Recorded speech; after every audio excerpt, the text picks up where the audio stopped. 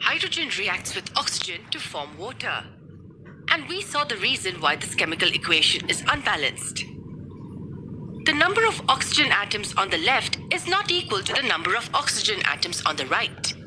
The important question is, can we balance this equation? The answer is yes. Let's go step by step and see how we can balance it.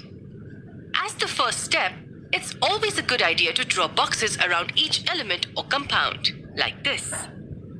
Why did we draw these boxes? It's because nothing inside the boxes can be changed or altered when we are balancing the equation. You'll understand better soon. Next, we form a table like we've already drawn here.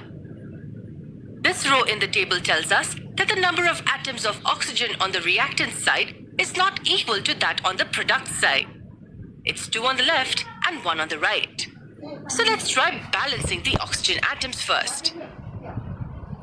As there's 1 oxygen atom on the right and 2 on the left, we multiply H2O with 2. What we have here is a partially balanced equation. The number of oxygen atoms on the right is 2 and that on the left is also 2. Also remember that you cannot alter the formulae of compounds or elements involved in the reaction, which means that to balance the oxygen atoms, we cannot change H2O and write it as H2O2. This would be incorrect. Let's go back to the partially balanced equation. The number of oxygen atoms on each side is balanced now. But what about hydrogen?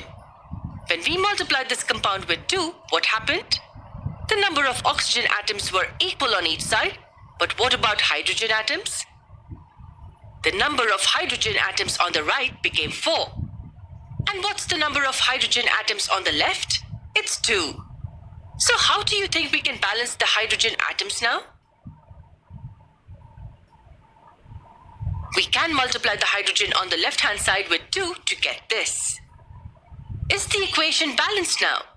Absolutely. We can form the table and verify it. This is what you'll get. So we simply multiply the appropriate elements or compounds as necessary to balance each and every element. When all elements are balanced, we say that the chemical equation is balanced.